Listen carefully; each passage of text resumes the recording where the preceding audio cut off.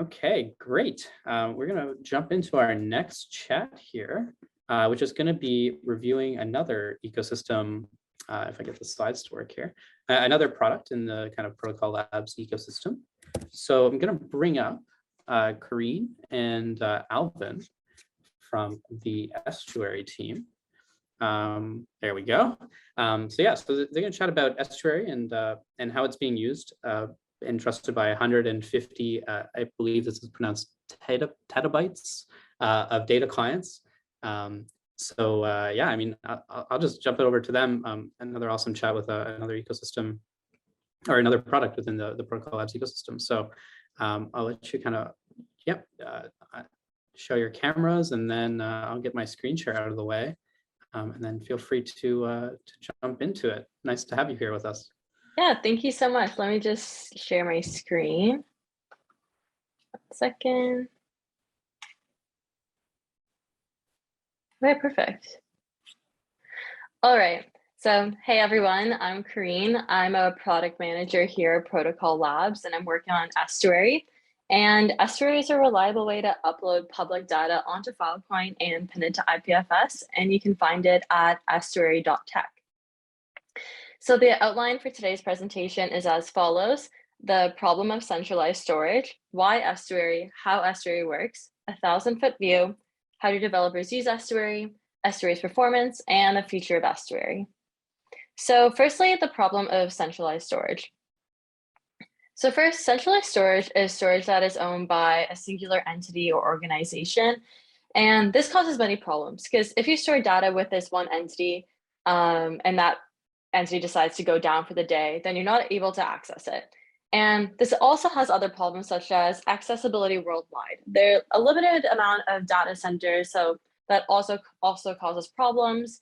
And there's also monopoly over storage because there's only a few different storage and cloud companies. So this allows them to dictate prices, allowing them to put them sky high, determine who can access this data and where it can be accessed worldwide. Now, a solution to this is actually the decentralized storage model that Filecoin is based off of. So this allows for an open market for storage and a peer-to-peer network of storage providers.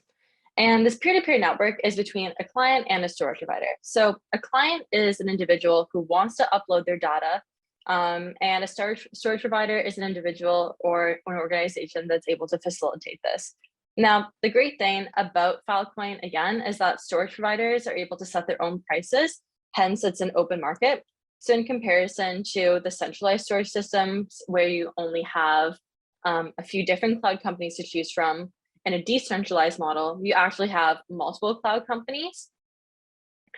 So they're able to set their own prices, and the client themselves are able to shop through and see a whole different array of storage providers out there. And how this works is that storage providers actually, to prove that they're having the storage, they have to provide cryptographic proofs. And this cryptographic proof means that they're storing the data of the client correctly, and that proof is put on a block to the network. And the deal between the client and the storage provider is actually replicated 6 times to ensure that the data is available worldwide. So why Estuary? Now, Estuary actually solves a lot of the issues with Filecoin because it's actually a little bit difficult to use it. It requires you to spin up your own IPFS node. And to do this, you need to know how to do so, first of all, and the computational power necessary. So Estuary itself is its own specialized IPFS node that Protocol Labs runs. And basically what it is, it's a brokerage between the client and the storage provider. So let's say you yourself are the client and you want to store data on Filecoin. All you would have to do is just ask Estuary, hey, can you make storage deals for me? And Estuary will automatically start to do this. So how this works is that you have a piece of data, and this data has an associated CID. And the CID, once the deal is made, is put onto the Filecoin network. So that's really important for retrieval later on. And again, this deal, the deal between the client and the storage provider is replicated 6 times. Also, while the deal is in progress, your data is still retrievable off of the Estuary node because it is pinned there for hot retrieval. And once the deal is made, then it's available for cold retrieval. And here's a little bit more of an in-depth visual of the architecture here. So on the left, we have the clients, and then in the middle, you can see the Estuary main node. And then we also have shuttles. So you can send the deal request through the shuttles, which eventually goes to the main node and then makes deal with the storage providers. And these storage providers later on can apply to become miners. And that's just an additional incentive layer for them. So as you can see, the Estuary node is actually quite complex and it's using two protocols, Filecoin and IPFS. So yeah, many things that go into it. And if you want, you can look at the code base yourself. But if you're just a developer looking for something a little bit easier, you probably just need this. This is Estuary.tech. This is our web UI, and it's super easy to use. All you have to do is drag and drop your files, and Estuary automatically starts making deals on your behalf. And you can even check out your deals at Estuary.tech on the deals tab. So here you can see your miner ID, the proposal receipt, the Filecoin deal receipt, and the status of the deal. And the miner ID usually starts with an F, and that's important because it tells you who exactly is storing your data. And in the Filecoin deal receipt, you can see this miner ID along with your CID. Now, as I mentioned before, the CID is super important for retrieving your data. So let's say this was a traditional pinning service. If you have your pin, you can retrieve your data, no problem. But let's say that pin is somehow lost. Well, that's a big issue because now you can't retrieve your data anymore. But what's so great about Estuary and Filecoin is that even if you lose your pin, you're still able to get your data back because of that CID. So since Filecoin is also a peer-to-peer network, you're able to ask any storage provider, hey, I need the CID. Can you go ask your peers of other storage providers to retrieve it for me? So it will find someone that eventually has that CID and it will come back to you. Even though this is like slower, you will still have your data back for sure. And Estuary makes uploading data to Filecoin and replicating that data around the world a 5-minute problem. So as I said before, the deal between the client and storage provider is replicated 6 times. What's so great about this is because if a storage provider decides, hey, I don't really feel like being on the network anymore, well, you still have 5 other storage providers that have your data. And as well, you're able to access it all around the world. And here's a good representation, a visual representation of that. So this is us right now. This is the world. Here are the Filecoin storage providers.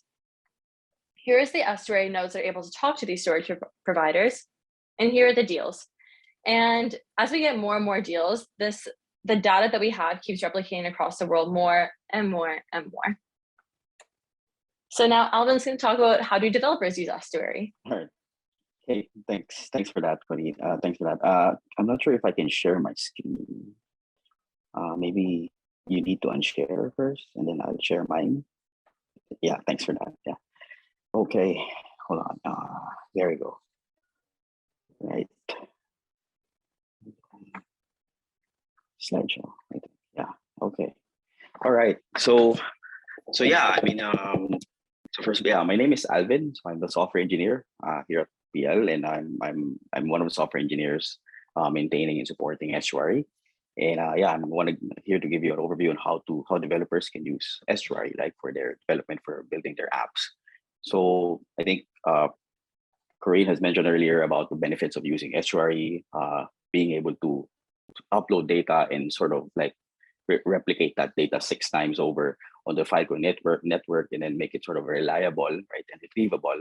So there's a lot of mission critical applications that anyone can use or can build on top of Estuary, right? So it's easy to say that, yeah, you can build sort of an app that has data-centric app that handles a lot of data, and Estuary is one of the perfect platforms to do that, right? So, but before we even go to the examples and how developers can use it, or how developers can use it, it's important to understand the architecture. So Estuary has 3 main components: the main node, the shuttle, and the front end application. So the main node is sort of like the main broker node that sort of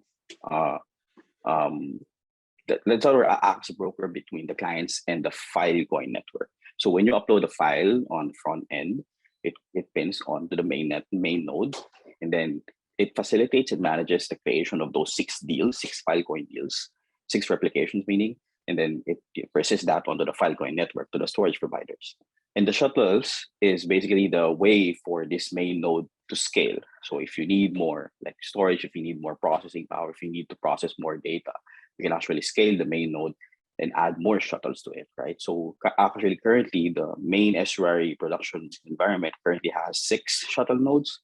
So, we have managed to scale, we managed to support a lot of files by scaling our main network, main node. And the lastly is the front end, which is basically the user interface for any users or for any consumers to upload their files onto Estuary. So I think this is one of the demonstrations that Corinne showed earlier, wherein any users can easily drag and drop files onto the front end, and then all of these replications, all of these facilitation of files to the Filecoin network is done on the back end. So what's good about Estuary is that when this was built, it was built with an API-centric mindset, meaning all of the core features or the core functions of it are accessible via API endpoints. So meaning if you upload a file, a car file, or even if you're retrieving a list of CIDs, all you need to do as developers is that you just need to call a specific endpoint, passing a token, an API key, and then you can retrieve that from to your applications. So technically, any platform that understands HTTP and can also sort of parse that HTTP response can literally use Estuary, right? So here are some of the examples, right? So example 1, file upload.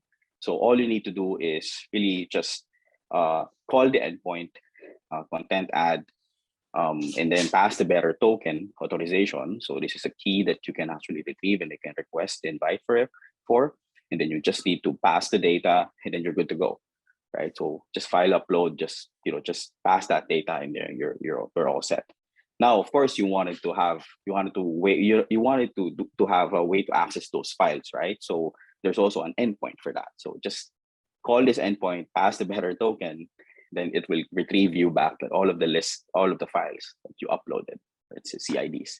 So similar thing with car file. So if you're uploading a content archive file onto the network, so you just need to call the endpoint, passing the bearer token, and then passing the car file as part of that data body, and then you're good to go. So everything is endpoints, even the collections. So collections is one of these features, Estuary features, wherein you can tag a specific file and then sort of aggregate and collect them, right? Creates a group, right, for each file. So it's like a hashtag that you can tag a specific file so that you can collect them, or so you can group them, and then sort of just use that tag to identify, right, the specific files. So again, for creating collections, all you need to do is call an endpoint, pass the bearer token key, right, and then you're all set. Here's a demonstration, a quick demonstration of how it works. I'm not sure if I can play it, but I don't think I can play it. Sorry. Hold on, let me just check if I can sort of.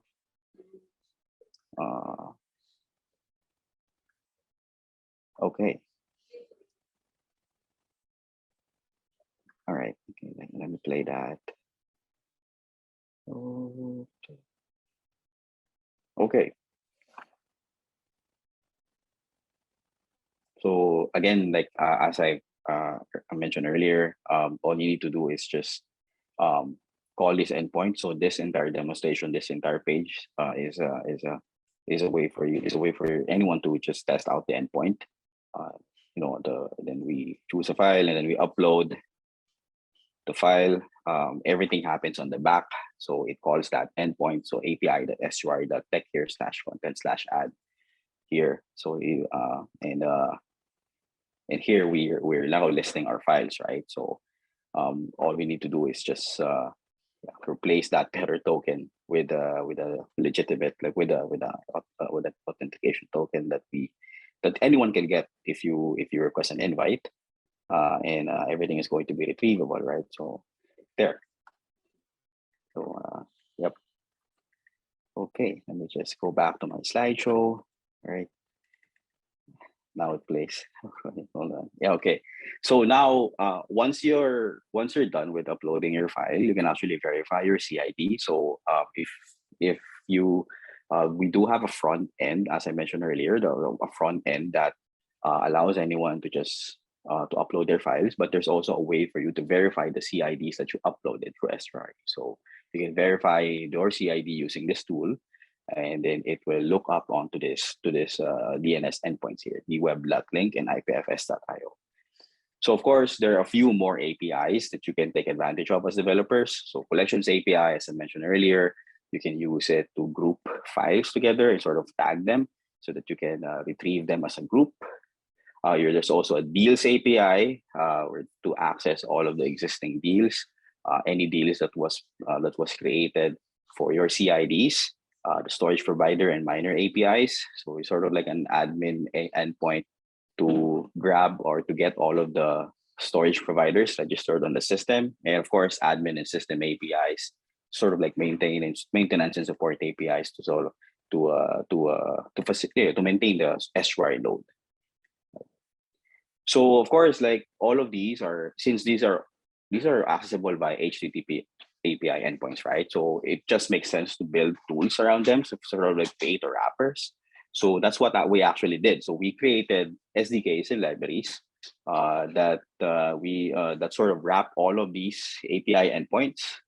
And the beauty about it is that it's written in Java, JavaScript, Rust, Python, C#. So all of these are mainstream programming language. So if you're working in, for example, in an application that's written in Java, you can just import that module onto your Java application and then call these APIs through the Java library, right? So all of these are available in our GitHub.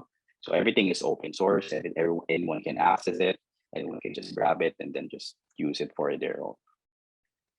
Of course, like if since we also documented all of the API endpoints using Swagger. So Swagger is an API documentation tool, but the great thing about it is that you can actually use that documentation to build stubs. So client SDK stubs and server-side stubs. So for example, if you have a specific use case for, let's say, Flutter app, right? So let's say you're building a mobile application in Flutter and you need a Dart SDK, you can actually use the Swagger Docs to generate the Dart SDK for you. So here's sort of like some of the key examples. Using the code generator, you can generate Android SDKs, Apex Closure, there's even C#, Dart, Flash, right? And then Groovy and Java. So everything is compatible with with Swagger code generator, right? So the API key is only by invite. So you would need to request access from the development team. So if you scan your QR code, if you scan this QR code right now, you can actually, it will redirect you to the request invite page wherein you can register. And then we as a team will check and will assign you an API key so that you can use these API endpoints. So yeah, so Estuary is open source. So every source code, the node, the SDKs, the Swagger Docs, the libraries, even the complementary tools that it has are all open source. If you go to application research GitHub page, you will see all of the projects here, and everything is free. So you can just, if you have sort of like an idea how to extend it, you can just clone and sort of create a PR against the repository, against a project. So if you're sort of like trying to build an innovation on top of Filecoin and you want to use Estuary, right? To have your own use case or to build your own project, you can definitely do that. Just clone, extend, and then you're good to go. Yeah. So yeah, I mean, all of the developer documentations, API docs are available in our documentation website. So that's docs.estuary.tech. You can scan this QR code to visit that webpage as well. And of course, if you have any questions about the tech, our tech team is on Slack. We have a Slack group which is open to anyone. It's ecosystem-dev, and we are. If you have any questions about or anything that you need assistance, we'll be happy to assist you. Yeah, that's it. Yeah, I'll give the floor back to Corinne for the next few slides. Thank you. Alvin, you can just click for me, or okay, sure, I'll share my screen. Oh, okay. It's Sorry fine. about that. Yeah. Okay, cool. We're back. So Estuary performance. We have over 18 million total files uploaded by all users using the primary Estuary node, 165.93 terabytes of total pinned IPFS storage for hot retrieval from the IPFS gateway, over 100,000 active storage yields on the Filecoin network, 971.59 terabytes of total sealed storage on Filecoin, including replication. And lastly, we have 176 total storage providers receiving deals from our Estuary node. So some really good stats. And then as you can see, the trend is looking good for the amount of data that's been onboarded onto the Filecoin network. And this data is since April 2021. And as you can see here, there's a really great upward trend. So the network is definitely growing. And now to talk a little bit about the future of Estuary. Here are a few of our goals that we want to accomplish. We want to make it easier to onboard data to Filecoin. And what this means to us right now is that we want to improve our web UI for other users as well. We want to make it very easy to use. And Estuary right now is actually going through a little bit of a redesign. So that's very soon to come. We want to be able to onboard more data and users. So some examples of our users are listed below. And we want to be able to accommodate larger upload sizes. Right now, in a singular upload, Estuary can only accommodate up to 32 gigabytes. So we really want to stress test that and see if we can break that barrier. We also want to expand the amount of projects using Estuary, broaden our network of storage providers, and we want to have more online deals like on the network. And then our biggest goal, I'd say right now, would actually be auto retrieve. So this is kind of completing the picture of data retrieval. So if you were to lose a pin on Estuary, it would be really great to be able to retrieve your data. So that's basically what auto retrieve is doing. It is about 95% of the way there. It's almost completed, and I'd say it would be done within the next month or two. So that has been the major push as of now. So yeah, thank you so much for listening to our talk today. And as Alvin mentioned earlier, we're all open source. You can find us at ecosystem-dev on Filecoin Slack. Please check out our GitHub if you want to contribute. You can find that at application-research/Estuary. And again, if you want to use Estuary, go to estuary.tech and please request for an API key. So thank you so much, everyone. And we can take some questions now. Yeah. Awesome. Thank you so much, folks. Just loading up the channel to see if there were any questions. I mean, maybe in the meantime, if you could highlight maybe some of the, you mentioned some of the big companies that are using Estuary, but maybe just kind of some of the cool ideas that come to mind for ways in which people can leverage this kind of bridge to build some cool projects during their next 2.5 weeks. I don't know if you have any good ideas or any alpha you want to leave for things that people can build. But yeah, I would love to hear any ideas you have for a bunch of hungry hackers. I guess like, you want to go? Yeah, I guess like, I guess like, you know, I mean, one of the key benefits, right, of using Estuary is the replication, right? You know, whenever you upload a file on Estuary, it replicates on a Filecoin network. So if you're building sort of an AI machine learning app that uses a data model that you don't want to be tampered with, that's actually a good use case. Because when you have a reliable storage like Filecoin network, right? Like for example, using the Estuary as a broker, you can easily you can sort of like ensure yourself that that data is there, it's replicated, it's retrievable, and it's also verifiable, right? Just because we have the content addressable storage technology there. So yeah, if you're sort of building an application, I would look at building an application that really relies on aggregation of a lot of data like geolocation, and then use Estuary to store that, or use Estuary to to store all of those information.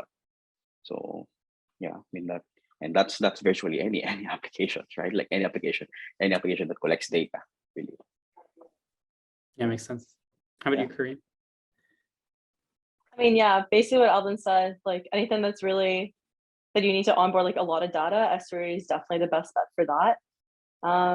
Yeah, Alvin really hit it on the head there. Yeah.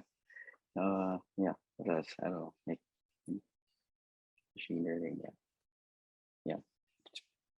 It's just because like in the AI machine learning space, there's a lot of data sets, right, that you can take advantage of. And I think one of the key things really in the AI in this data sets, and because I work for a company that does this, it's the reliability of that data set before you feed that onto the machine itself. Right? It's sort of like a supervised learning data model.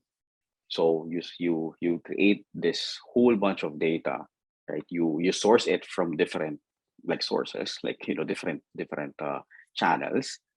You aggregate it and then you store it somewhere, and then you use that later on to create data sets or data models that will then be fed to chatbots. Like, chatbots that responds to customer requests, customer inquiries, or to maybe an application similar to Amazon, an e-commerce website, right, wherein it tries to predict what your trends are, what are the trends, or what are the things that you buy or a person buys during this season, right? So those are the things that I would look at.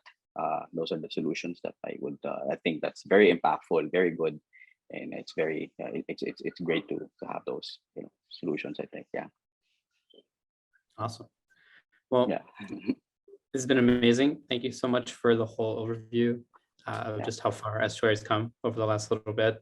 It's been amazing to see. Been amazing to see. Sorry, and yeah, really appreciate having both of you here to give us that quick overview, and looking forward to seeing many projects built using Estuary and the world that you can have when you have this persistent data. So thank you so much, folks.